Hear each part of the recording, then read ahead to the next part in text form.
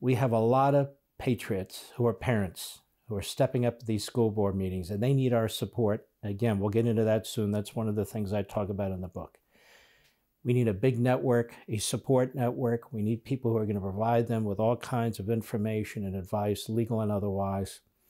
These school boards are reprehensible. I was a school board member, and the votes were typically 8-1 and 7-2. You can guess where I was. I was the one or one of the two. And I was 19, 20, 21, 22 years old, and then I moved. So I had to retire from the school board. These school boards are essentially appendages of the teachers' union and the administration, and that's who they work for. They don't work for the parents. They don't work for the taxpayers. It is an abomination. And when you consider how much money you are taxed and how much money you spend for these school systems, and almost 80% of every dollar on your property taxes goes to teacher salaries and benefits and pensions and so forth, we have no say. We don't know what's going on in those classrooms. We don't look at the contracts that they sign with the teachers' unions. We don't know a damn thing. That's going to change. That's one of the things I'm going to start with in the next few days with you. In Rice's amazing parental testimony on critical race theory in the Caledonia, Michigan School District. Let's take a look at this. Go. My name is Ian Rice. I've got 2 children here at the Caledonia School District. It's very apparent here by all of the parents that have spoken that this board and the school district is failing. More importantly, I came here to talk about critical race theory. This theory was never meant to be brought into grade schools, high schools, at all. It's actually taught in the collegiate atmosphere, and more importantly, the legal portion of the collegiate atmosphere, to see different laws through the lens of race, from an ethics and an ethical standpoint, right? Not for grade schools and high schoolers. The problem with bringing it to high school and grade school level is that we don't have the educators to properly teach these kids. Instead, they're using it as their own agenda to indoctrinate the kids to hate each other. And whether you believe that to be true or not, the reality is that's what's happening. Critical race theory is teaching that white people are bad. That's not true. That would teach my daughter that her mother is evil. You already have an educator within your staff that has pulled my daughter aside and said, well, you're a minority, so you know better than to engage in certain things. Wow. When I was brought to the school's attention, nothing happened to the educator. Instead, my daughter was brought in, and she was ridiculed. So my question is now, with critical race theory being brought in, what is your criteria to educate the educators? And who are you to educate my children, or any of our children, in life issues? That's our job. Yes. Your job is to teach them math and science. Our job is to teach them about life.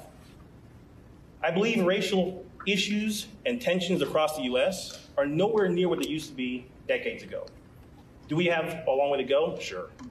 Do we still have individuals out there that need to be taught? Absolutely. But I believe the people here don't look at me as a black man. They look at me as a man standing in front of you addressing an issue that we all are very passionate about. That's right.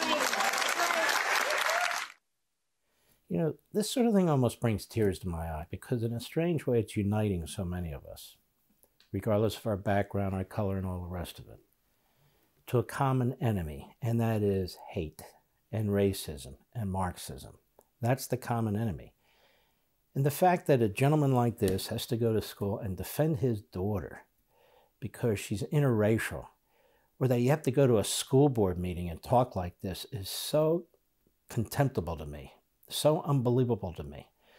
And it's just something that we're going to have to confront in a very significant, strategic way. And it's something that's going to have to happen throughout the country in every school system. It can't just happen here and there.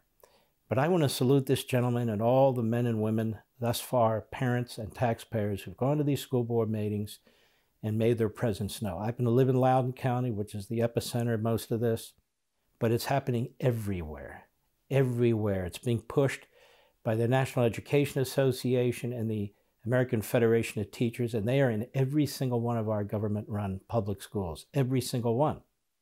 And it's clear what they're up to. You listen to this Randy Weingarten, she even sounds fascistic the way she imperialistically dictates what they're going to do, and they threaten you with lawsuits and so forth. We deal with that.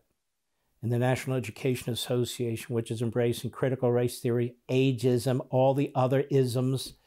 And these unions are powerful because we pay the money to the teachers, and in many states we're forced to pay the dues. They have no competition whatsoever. And so this has to stop. And there are ways to address this. Begging school boards isn't going to fix it. I am all in favor of amassing a significant number of people to attend these school board meetings every single month. I think that's crucial. But other things are going to have to be done to show them that we are very, very serious. Other things that we can do within the system. And again, we'll talk about that very, very shortly in the days and weeks ahead. So a hat tip to Ian Rice and to all the other brave people who are coming forward and defending their children, defending their faith, defending their family, and defending this country.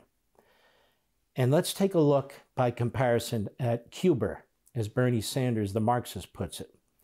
First, let's see what's going on there. This is from the PBS NewsHour, and then I want to draw some comparisons. Go. On the streets of Havana, thousands of Cubans walk to the center of the capital to demand their freedom. We are here because of the repression against the people. They are starving us to death. We have no house, we have nothing, but they have money to build hotels. Homeland and life. Down with the dictatorship. Down with the Castros. Down with the communist dogs. Now stop. Keep something in mind. Every one of these people, every one of these individuals are putting their life on the line, just so you know. That gentleman who pulled down the mask, the Cuban secret police, among the most vicious and brutal of any, they're going to track that man down.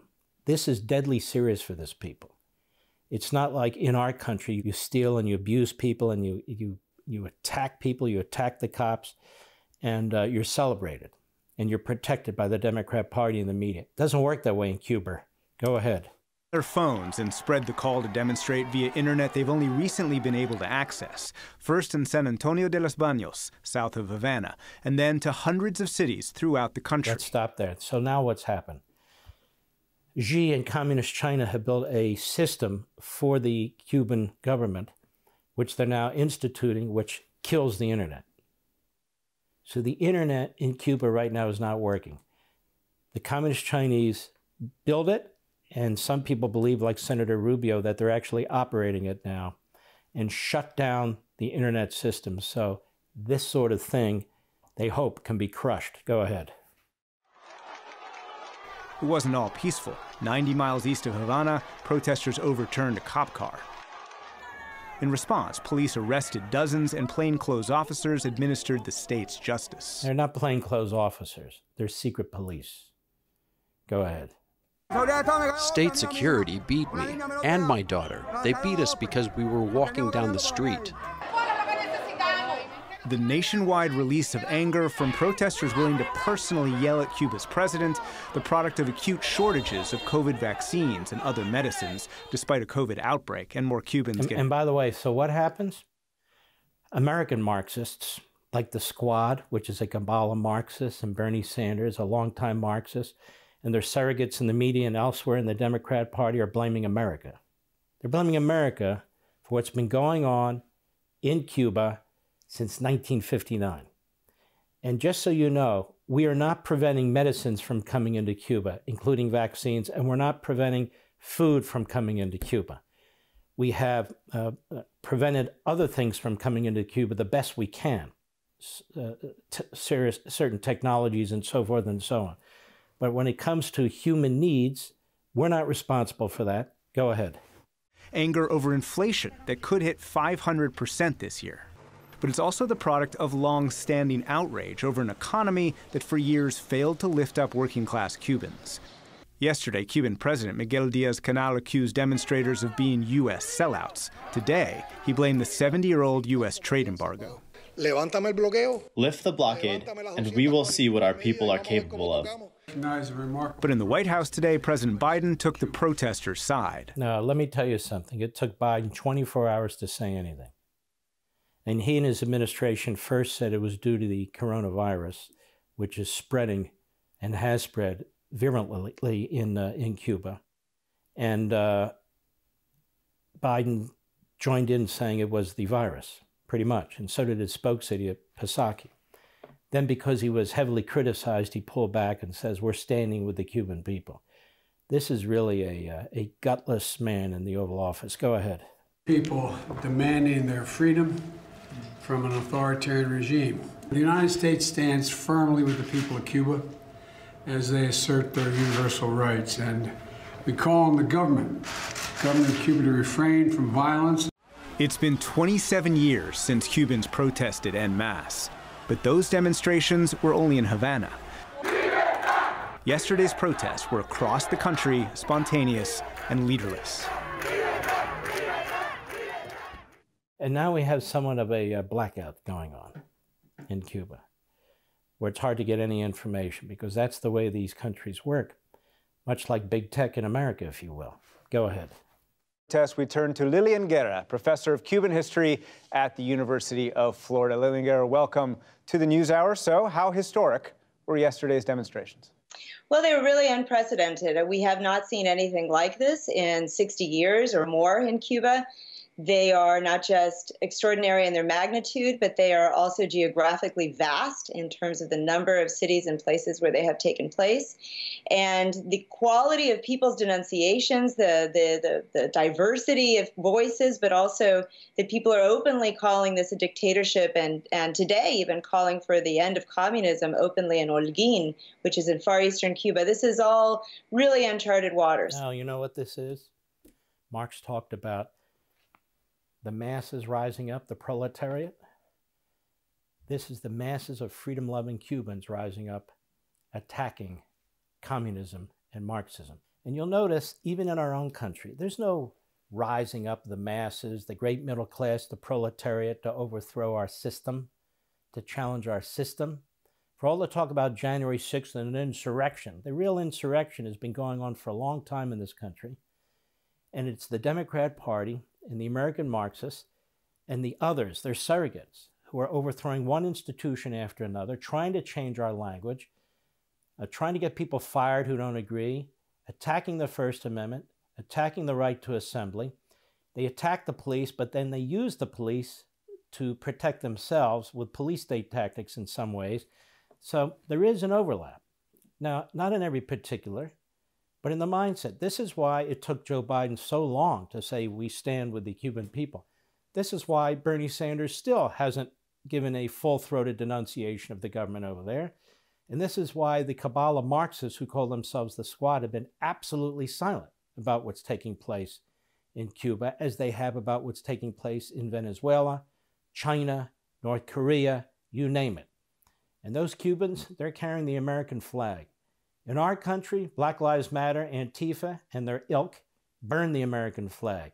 We have professional sports athletes who make tens of millions of dollars a year, turning their back on the American flag. You know why? Because people born into liberty are spoiled brats for the most part. Not you and me. I'm talking about the individual punks that I'm mentioning. People who are born in the tyranny, they would do anything to come to this country and embrace this country. Anything. For more, sign up for Levin TV.